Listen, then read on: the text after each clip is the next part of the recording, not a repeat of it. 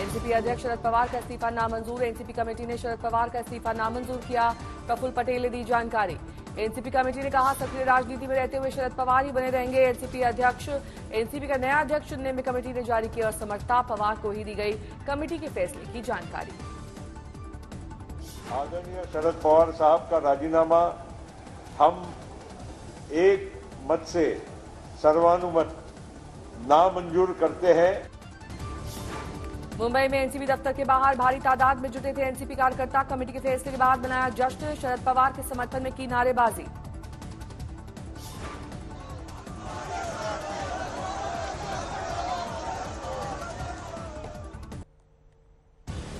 NCP committee के फैसले के बाद मीटिंग से बाहर आए शरद पवार के भतीजे अजीत पवार। मीडिया से नहीं किया कोई संवाद।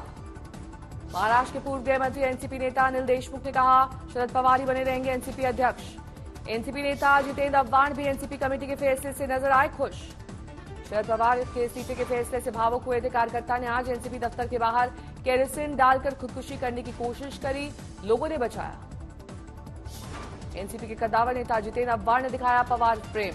मुंबई, पुणे और बेलापुर रोड को शरद पवार के समर्थन वाले पोस्टर से पाटा, लिखा साहेब के सिवा कोई विकल्प नहीं। गोवा में एससीओ समिट के दूसरे दिन पाकिस्तान की मौजूदगी में भारत के विदेश मंत्री एस जयशंकर का बड़ा बयान।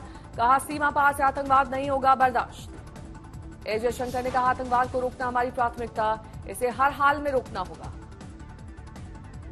Firmly believe that there can be no justification for terrorism and it must be stopped in all its forms and manifestations. S Jaishankar ने कहा आतंकवाद को अभी हराया नहीं जा सका है, हम सब मिलकर उठाएं इसके खिलाफ कड़े कदम। एस जयशंकर ने टेरर फंडिंग पर भी उठाए सवाल। कहा टेरर फंडिंग पर भी अंकुश बेहद जरूरी। फोटो सेशन के दौरान विदेश मंत्री एस जयशंकर ने पाकिस्तानी विदेश मंत्री संग तस्वीर खिंचवाने की निभाई औपचारिकता। महज अभिवादन तक ही सीमित रहा सिलसिला। एस जयशंकर ने पहले ही साफ किया था पाकिस्तान प्रायोजित आतंकवाद बंद होने तक नहीं होगी बात। विदेश मंत्री एस जयशंकर और बिलावल भुट्टो के बीच द्विपक्षीय बैठक का फिलहाल कोई प्लान नहीं। पाकिस्तान की ओर से नहीं आया है कोई अनुरोध। एससीओ की बैठक से पाकिस्तान कर रहा है छवि सुधारने की कोशिश। पीएम शहबाज का ट्वीट, शांति के लिए हम प्रतिबद्ध।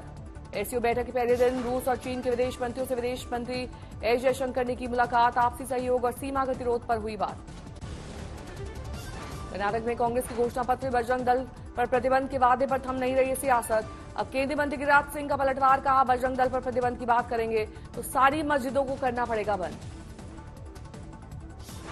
बजरंग दल पर अगर करना होगा तो सारे मस्जिदों को बंद करना होगा।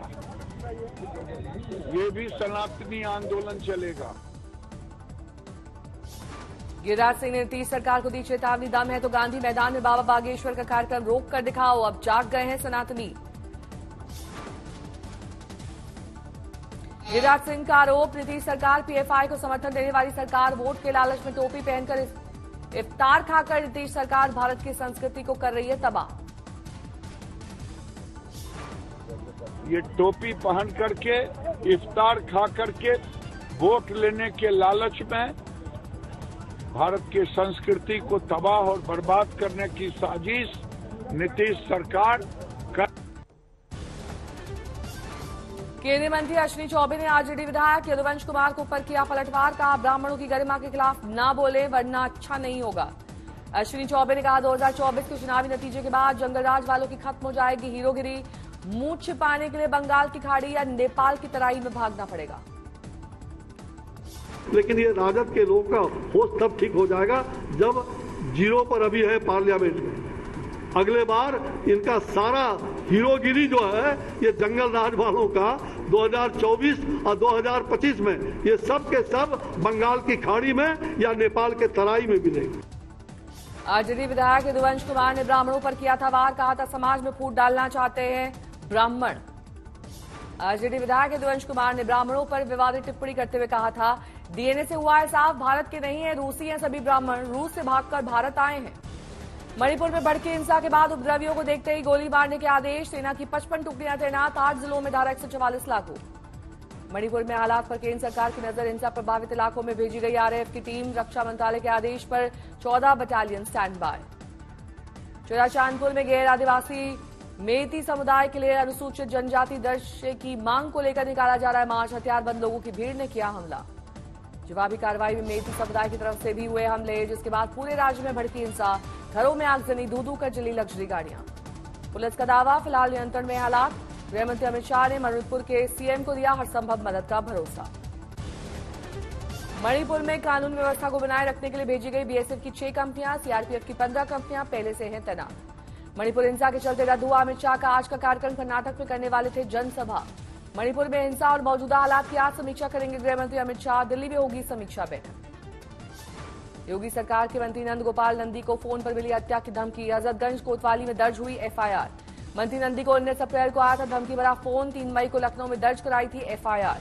कर्नाटक चुनाव में बीजेपी ने झोंकी ताकत। आज बेलारू और टमकुरू में पीएम मोदी की है रैली। कर्नाटक में चुनाव प्रचार के लिए आज मैदान में स्टार प्रचारक जेपी नड्डा, स्मृति ईरानी और सीएम बोम्मई मांगेंगे वोट। कर्नाटक चुनाव में बीएसपी मुखिया मायावती की पहली रैली बेंगलुरु में पैलेस मैदान में होगी चुनावी जनसभा। अकेले चुनाव लड़ रही है बीएसपी। बजरंग दल को बैन करने के वादे पर मचे कोराम के बीच डीके शिव कुमार का बड़ा बयान। बोले, कांग्रेस सत्ता में आई तो पूरे राज्य में बनाएंगे हनुमान मंदिर।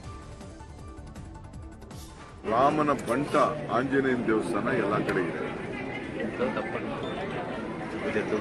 ನಾವು ಕೂಡ ಆಂಜನೇಯನ ದೇವಸ್ಥಾನಕ್ಕೆ ಆಂಜನೇಯನ ದಳದ ಭಕ್ತರು ನಾವು ಎಲ್ಲ.